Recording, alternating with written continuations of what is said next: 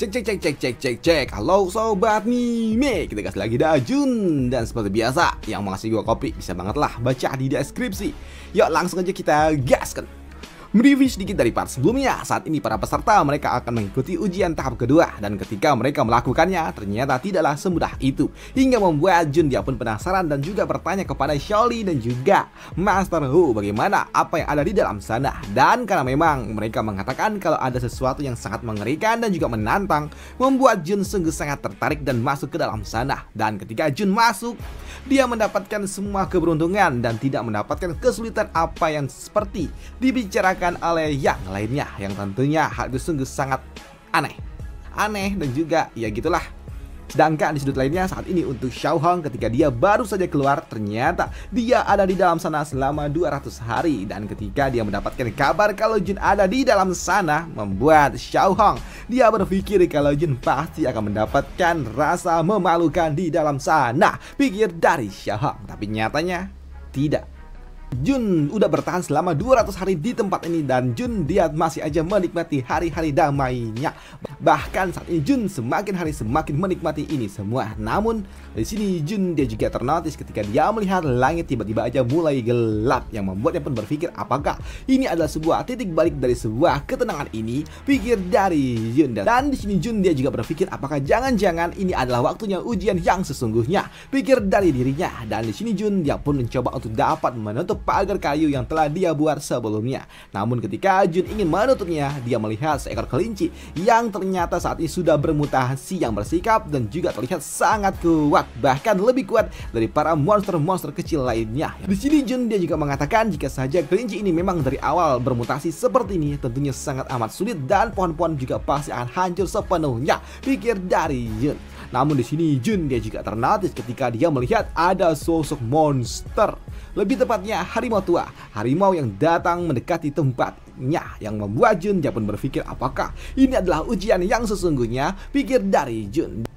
Dan di sini Jun dia juga tahu kalau dia akan menghadapi makhluk itu, dan ini adalah sebuah kesempatan bagi dirinya untuk dapat menggunakan pedang kayu miliknya, pikir dari Jun. Dan benar ketika makhluk itu datang, di sini Jun bersiap untuk dapat melawannya. Tapi ketika Jun akan melakukannya, tiba-tiba saja wah muncul makhluk lainnya lagi, dan itu adalah seekor beruang madu yang sangat-sangat besar. Dan sepertinya bukan beruang madu sih, tapi gede lah, pokoknya beruang lah, yang membuat Jun dia pun juga cukup ternotis kembali ketika dia melihat saat ini beruang itu dan juga harimau itu saling bertarung satu sama lain, yang membuat dirinya sepertinya nggak akan mendapatkan bagiannya. Waduh, mereka malah jadi sibuk sendiri, ucap dari Jun. Ini seperti melihat sebuah pertunjukan 3 dimensi, ucap dari Jun yang menikmati itu semua. Dan benar, kini tak butuh waktu lama, sekitar setengah jam kemudian dua sosok makhluk ini udah tumbang. Dua-duanya tumbang hingga membuat Jun dia pun berpikir kalau sepertinya wah ini lumayan juga nih, beruang ini dijadikan karpet, wah keren juga nih. Dan untuk harimau itu wah bisa juga dijadikan sebagai selimut musim dingin, ucap dari Jun. Namun melihat Jun yang justru malah kini selamat setelah dua makhluk itu justru malah ribut sendiri, tentunya membuat master yang ada di tempat ini dia pun sangat-sangat kesal. Bagaimana bisa hal ini dapat terjadi, kok bisa begini? Keberuntungan anak ini luar biasa gila, ucap dari orang tua ini yang gak habis pikir. Harusnya harimau tua itu melawan Jun, melahap Jun, tapi kenapa malah datang beruang yang lainnya, yang membuat orang tua ini dia pun harus memberikan ujian yang lebih mengerikan lagi untuk Jun. Dan dia kini mengumpulkan seluruh makhluk-makhluk buas mutasi yang lainnya untuk dapat menyerang Jun. Dan sekarang ayo kita lihat bagaimana kau akan menghadapi ini semua, ucap dari orang tua itu. Sedangkan untuk Jun, dia baru bangun dari tidurnya karena ternyata orang tua itu membutuhkan waktu juga untuk dapat mengumpulkan makhluk-makhluk itu. Dan untuk Jun, dia pun terbangun dari tidurnya ketika dia merasakan getaran yang membuatnya pun berpikir apakah ada gempa bumi. Tapi ternyata itu berasal dari seluruh makhluk mutasi itu yang datang ingin dapat melahapnya. Namun itu juga membuat orang tua ini dia pun menantikan apa yang akan dilakukan oleh Jun ketika dia menghadapi makhluk banyak seperti ini. Lihat bagaimana kau akan menghadapi ini semua, kau akan dicabik-cabik, ucap dari orang tua ini. Namun untuk Jun sebelum dia melakukan aksinya, lagi-lagi dia pun cukup terkejut, cukup ternotis ketika dia mendengar ada seseorang yang memanggilnya, kakek, kakek, kakek, aku di sini, ucap dari seseorang yang tentunya hal itu juga menotis bagi Jun. Apa? Kakek? Kenapa ada suara anak kecil di sini? Ucap dari Jun. Siapa yang memanggilku? Dan ternyata itu semua suara itu berasal dari labu yang ada di pohon ini. Labu ini bersuara, ucap dari Jun. Dan ternyata benar di sini.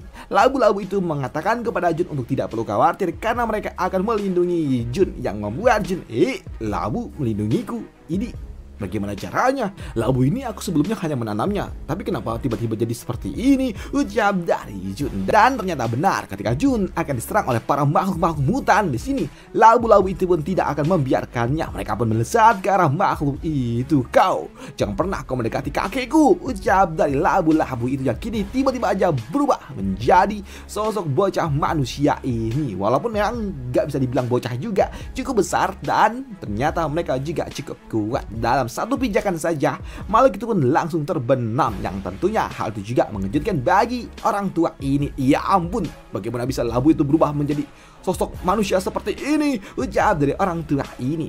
Namun karena memang makhluk-makhluk yang ada di tempat ini jumlahnya banyak, mereka kembali mencoba untuk dapat menyerang Jun, yang membuat bocah merah ini tentunya nggak akan mungkin membiarkannya.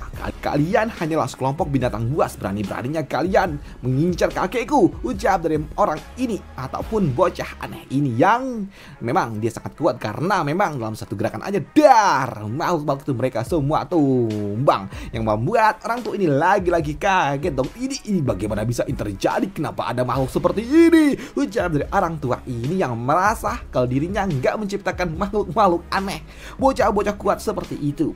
Namun ketika Jun sedang menyaksikan pertunjukan itu, tiba-tiba aja dia kembali akan disergap oleh makhluk lainnya dari belakang. Namun ketika Jun akan dilahap, ada yang menghentikannya, dan ternyata yang menghentikannya adalah bocah ini yang berwarna kuning, karena memang yang sebelumnya merah, kini yang warna kuning yang akan mengambil aksi. Dan ternyata bukan cuma merah dan juga kuning, tapi kini si bocah hijau pun ada, dan dia juga memiliki sebuah kemampuan semburan api. Dia dapat melepaskan serangan api yang cukup kuat. Bahkan gak sampai di sana aja, ada juga yang biru yang dapat melepaskan serangan air ataupun es. Kayaknya air lah, yang tentunya itu juga kuat untuk dapat menaklukkan makhluk-makhluk yang lainnya. Dan ada juga sosok lainnya lagi, yaitu yang berwarna ungu, yang memiliki kemampuan untuk dapat menghisap makhluk-makhluk itu dan masukkannya ke dalam sebuah kendi, yang membuat Jun dia pun gak menyangka kalau ternyata ini sangat-sangat luar biasa. Mereka seperti 8 dewa yang menyeberangi lautan, ucap dari Jun. Wah, ini bukan lagi curang, ini mah terlalu berlebihan gak sih? Ucap dari Jun. Sedangkan untuk Pak Tua Master ini, dia bingung kenapa di dalam ruang yang telah dia ciptakan kenapa jadi ada makhluk seperti ini. Ucap dari orang tua ini lagi dan lagi, yang membuat kini Jun dia akan dilindungi oleh keempat bocah ajaib ini. Kakek, tenang, kau tidak perlu khawatir. Aku telah memeriksa sejauh ratusan mil, nggak ada lagi makhluk-makhluk seperti itu, kek, ucap dari mereka, yang membuat Jun, iya sudahlah, dengan begini maka dia bisa menikmati hidupnya. Sekarang dengan cara seperti ini, bagaimana aku bisa keluar dari dalam ruangan ini kalau aku nggak dikalahkan, ucap dari Jun. Dan benar saja, kini di hari ke-300 Jun dia masih dapat terlihat tenang dan juga aman karena dia dilindungi oleh bocah-bocah ajaib ini. Bahkan di hari ke-500 saat ini Jun dia menempati sebuah kastil yang ada di sekitaran tempat ini, dan Jun lagi-lagi dia pun dilayani oleh orang-orang ini ataupun bocah-bocah ajaib yang muncul entah dari mana. Dan setelah 1000 hari berlalu, Jun dia pun juga bingung apa yang harus dia lakukan lagi karena udah nggak ada apa-apa, dan ini seperti sedang menikmati masa tua, ucap dari Jun. Sedangkan di sudut lainnya, di luar sana saat ini, para peserta yang lainnya mereka pun juga berpikir udah berapa lama Jun ada di dalam sana dan kenapa nggak keluar-keluar, pikir dari mereka semua. Dan itu juga membuat mereka pun berpikir apakah Jun bisa bertahan selama ini di dalam sana kah? Ini keterlaluan, ucap dari orang-orang itu.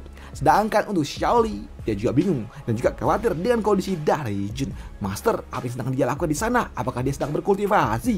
Kalau tidak, bagaimana bisa dia bertahan begitu lama di dalam sana? Ucap dari Xiaoli. Sedangkan untuk Xiaohong, nggak mungkin dia berkultivasi di dalam sana. Apakah jangan-jangan dia sudah meninggoy di dalam sana?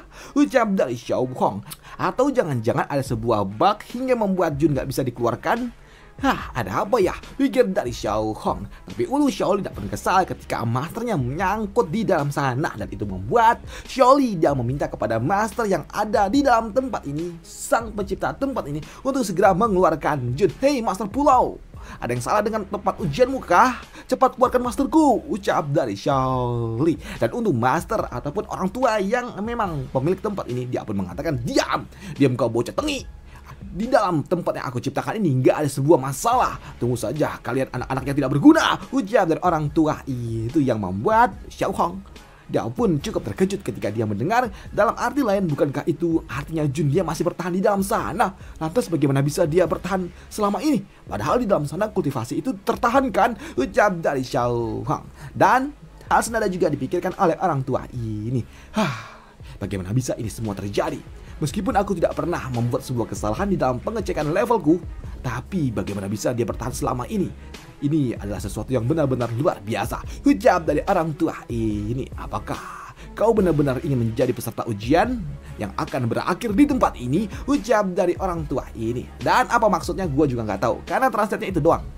Udah itu aja untuk Jun kali ini, dan semoga aja masih bisa dinikmatin. Dan part kali ini kayaknya pendek banget cuy, karena memang segini doang dari sananya, dan ini cuma satu chapter. Dan semoga aja ya masih bisa dinikmati ya untuk Jun. Dan itu aja untuk part kali ini, dan nanti sore gue usahakan adalah video baru lah.